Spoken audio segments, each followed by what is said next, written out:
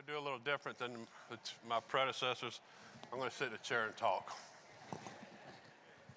Can we talk? I was going to start out at the beginning of my career and talk about training horses and growing up in the sport. And I'll tell you, I'm in barn 4 at Churchill Downs, which I inherited from my father, which was my playground, my backyard, where I grew up. My mother tells me that I was 9 months old the first time she took me into a stall at barn 4 to pet a horse. But then Graham changed the way I was going to start talking, because I want to tell you the story about my first Breeders' Cup trip when I ran a favorite in Dallas in the turf that was absolutely knocked down by a horse. Should have won easy. There was a 5-minute inquiry, very stressful time, and they didn't put me up and let Graham stay up. And that was a kitten's joy. We better talk now. And Graham and I have become good friends over the years since then, even though that was a terrible call. So, I can tell you a couple of real quick Graham stories. So Graham wins the Derby with some horse, I don't know, Animal Kingdom.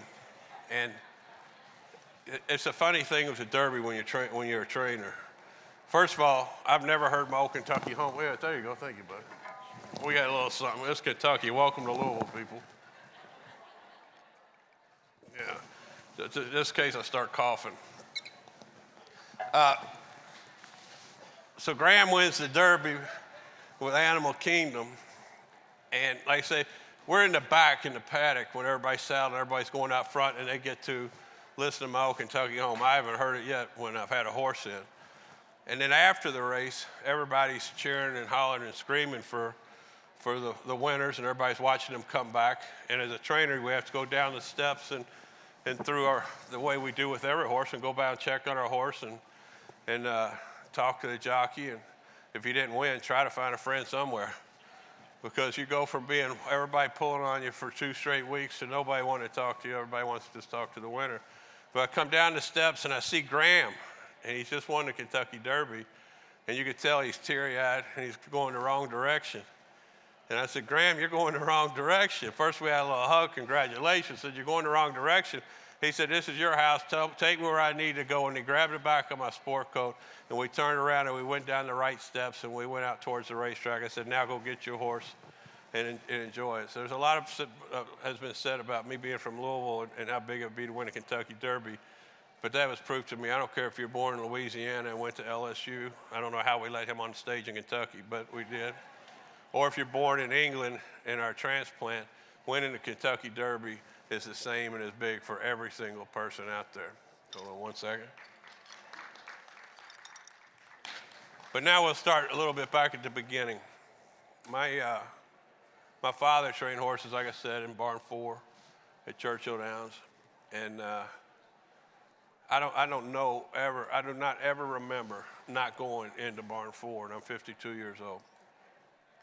And I guess a lot's been written about my lack of education or ability to be educated. I had some very severe learning disabilities going through school.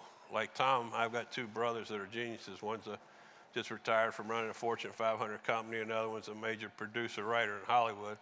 And I can barely read and write to this day.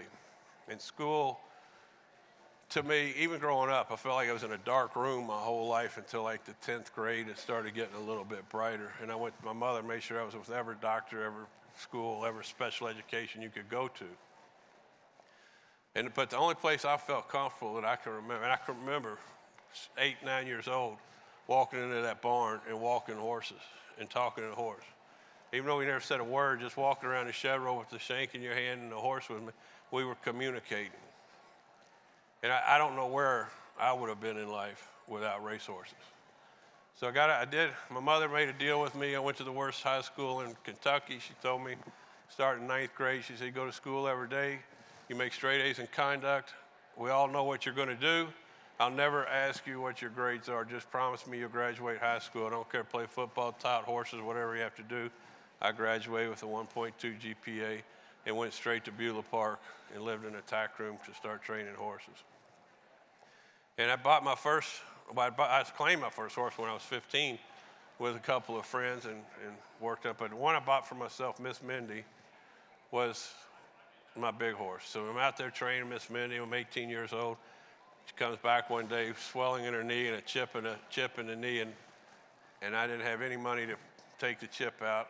So I scraped up and borrowed $800. And a friend of mine had told me about this young vet at Ohio State that just got through doing his residency. He's ready to operate on horses, and he'd take that chip out for me. So I put her in a 2-horse trailer at 18. I drove her up to Columbus, Ohio, University of Ohio. He laid her on the table. He took the chip out, gave him $800 cash, and brought her home.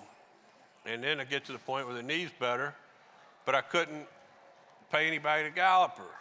So my father had an exercise girl work for him. She was a year older than me. We were very close friends. I said, Laura, if you help me with this horse and you gallop her every day for me, we'll get her to the races. I'm going to let you ride her. And it just so happened Miss Mindy started getting better and better and better. She worked one morning out of the gate in 59, which, anybody knows racing knows that's really fast. And of course, back then, maybe the form might have said she worked 104. I don't know. Back then things were a little different. And I entered her in a maiden 3,500, and she won by 7 lengths. And Laura rode her. And all the gamblers in my family and my dad, they said, you can't let Laura ride her. We're all going to bet. We'll bet for Laura. I said, a deal's a deal. Laura's riding her. I was 19 years old. It's the best decision I've ever made in my life. 30 years later, Laura's my bookkeeper. She runs my life. Like I said, I can't read and write. She's my very best friend. And she's still with me. She went on and had a family and a daughter on her own. And said after her daughter was born, she said, I'm not going to ask my child to go to college. If I didn't, went back, got a degree in accounting, and runs my life. So without Laura, without Miss Mindy. So it ended up being Miss Mindy's first win, my first win as a trainer, Laura's first win as a jockey, and the young vet in Ohio State, it was the first horse he ever operated on that came back and won a race, and his name's Larry Bramlage, which is the world-renowned, most famous vet in the world now. And it's funny how things go. And there's a lot of bad times in training horses. The catastrophic injuries that we have, that we work hard every day to try to lower the percentage. I think it's like 0.02% now that we have, and every day we're working harder to get it down. But there's nothing better than being involved in with a racehorse at any level. And I start talking about Miss Mindy because I get asked all the time, what's my biggest win? When was my biggest thrill? They want to say the Preakness. They want to say 3 Breeders' Cup, Dubai World Cup. But it doesn't matter what level you are in the game. My biggest win was Miss Mindy, 3,500 maiden at Turfway Park. There's no way any of those other races could have given me a bigger thrill than the day I became a winning horse trainer in our sport. And there was never a more proud day in my life than the day that my name showed up on the program as a trainer. But after that, of course, things didn't start real fast for me. They were slow, grinding out, but making a living. But I didn't care. I won a race. And then I finally get a guy who gives a little bit of money behind me, and I win my first stake with a horse named Morning Punch. And at that point, I got retired. That was great. I'm a stakes winning trainer. Then one day I'm sitting at Saratoga, and I've had a little success, and my father, first of all, had a stroke at 57, and I took the stables over. He was never the same. He died 2 years later, but I was on a path to win my first training title at Churchill Downs. I was early 30s, and Wayne Lucas and I were battling head and head. Where I came from in my dad's stable, leading trainer at Churchill Downs was never even a pipe dream. It wasn't going to happen. And I remember I was in his hospital room, and he was there. He was very sick, sometimes in and out of it. And I start to walk out the door, and there was 2 days left to meet, and he said, come here a minute. I walked back over to the hospital bed. He said, don't let him beat you. And I consider a tie a win, right? And that was the first trainer's title that I won, and things started going the right direction. And one day sitting at Saratoga, an owner sits next to me, and we get to chatting, and start talking about, well, we compete against one another all the time, we should just join forces. I want to give you some horses, he says. And that's Ken Ramsey. And he gave me about 4 or 5 horses. And that winter, we go to Gulfstream Park, and he comes to the barn one day, and he left Wayne's barn, and because Wayne had a lot of horses for him, he comes to mine, and he's laughing. I said, "What's so funny?" He says, "I don't care if he is bullshitting me. I like hearing it." We're talking about Wayne. He said, "It sure makes you feel good when you walk away from him." But he gave me a list. He had bought 60 yearlings that year, and he gave me a list of the 60. And they were in Ocala. And he said, "I'm going to send you, Wayne, and Bill Mott up to look at all of them, and you ought to pick out which ones you want. I'm going to try to get all of you what you want." And one of us went. Guess which one it was? It was me. I didn't know back then that they didn't go. But I went through the 60 horses, and I come across a 3-year-old that was coming off of a tendon injury. And I saw him, and I got excited, and I called Ken in the car on the way pulling out of Ocala, and I said, "Ken, I'll give you your list tomorrow of all the horses that I really like, but right now, I'd like to have this 3-year-old that had a tendon." I said, "First of all, you need to get him off the small track he's training on in Ocala. Let's get him on down to Gulfstream." And he said, "Okay, I'll send him down to you the next day or two. They say he might not make it back to the races. He had a bow tendon." And he said, "Did you happen to stop by the Cole barn?" I said, "Cole, he's selling off 5 horses at the OBS sale with no guarantee that we're just get rid of horses." I said, "I didn't know anything about it." He tells me, he said, "Well, they're with a girl named Kitty Cheeks, and I just happened to be right in front of her barn. And I pull in.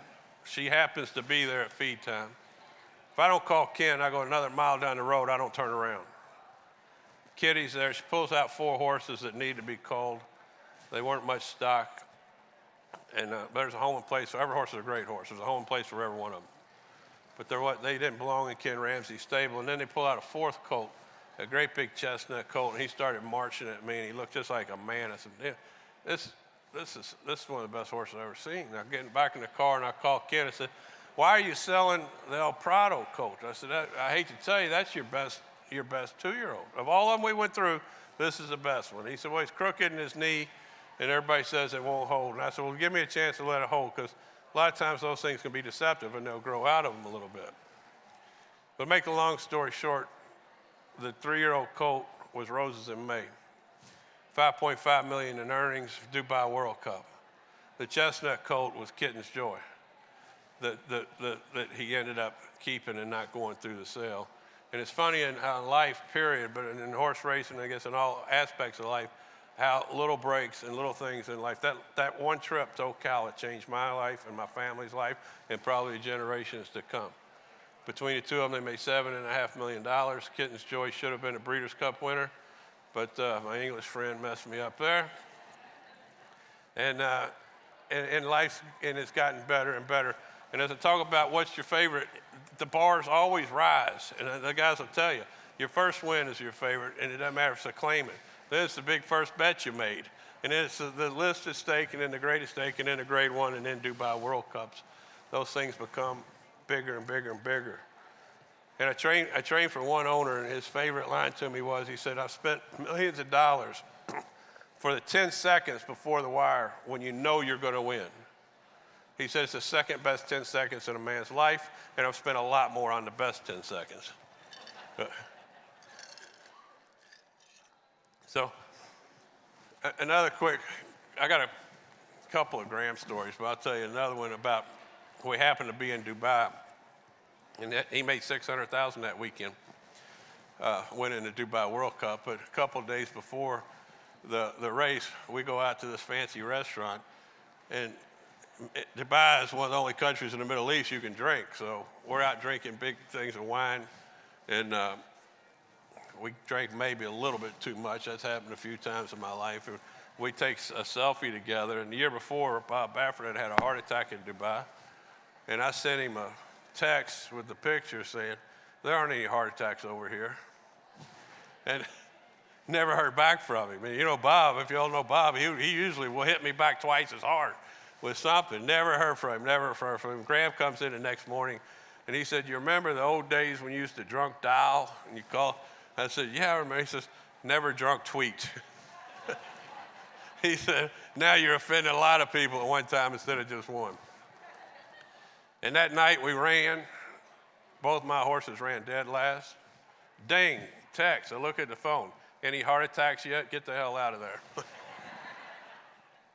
and that was Bob. But this is the last. I could sit here and talk to you all day, but they told me I only had 2 hours. You said, is it? The horse racing is so special, and it enriches everyone's life that ever touches it at any level. It's a great equalizer. There's no place else in the world that you'll literally see a billionaire standing next to a guy that's a hot walker, and they're looking at a TV screen, cheering for the same exact thing, feeling the same exact emotions, and turn around to one another and talk about what bad rides their horses got. Because nobody's ever picked a loser. They've either had a bad ride, got under trained it, something happened. They didn't pick the loser. That's the greatest equalizer there is. And I trained for an old guy. He was 90 years old, and Feldman was his last name. I can't think of his first name. He was the editor of the Chicago paper sports section, Chicago Tribune. And he had written a book on horse racing. He was a self-proclaimed expert and fired all the best trainers in the country. Bill Mott must have been 3 rounds with him. He fired him, and he called me out of the blue, and he asked me to train for him. And I didn't know anything about him. And I told Bill I had the horse for him, which Bill's one of the greatest men in the game and a good friend. He said he didn't have much good to say. So I only got to run a few horses for him, and we ran one at Belmont Park, and some races are just prettier than others. And this was one of those pretty races on the turf. The horse is sitting there. You know all the way around there he's going to win. He splits horses. He wins by about 5, and he doesn't call me. And he always called. Didn't matter if we won. We should have won by more, or we should have won by less, or we should have paid more. Something, it didn't matter. Or if you lost, you're an idiot. Back and forth, never called. About 8 o'clock that night, he calls. He was literally 90 years old.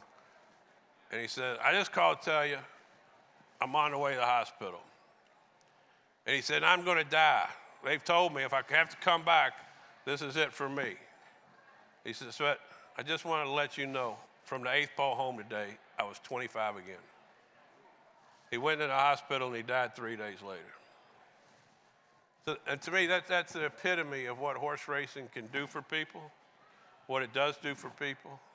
It took me, a kid that can't read and write with a terrible problem with education, that it could have gone a totally different direction, but yet I get to sit here and speak to you all. It took Mr. Feldman, was 95 years old, but the 3rd day from his last day of his life, he felt like he was 25 again. It's the greatest sport ever. I said the proudest day of my life is the day that my name showed up on the program as a trainer. And to this day, I am very proud to be a part of the fraternity of trainers that are out there with Tom, with Graham, with Kenny that's coming up.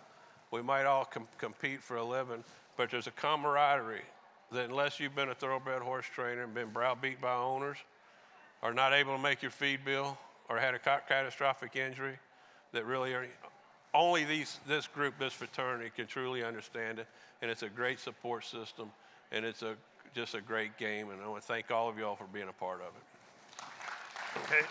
And in Kentucky, we drink Woodford. See you.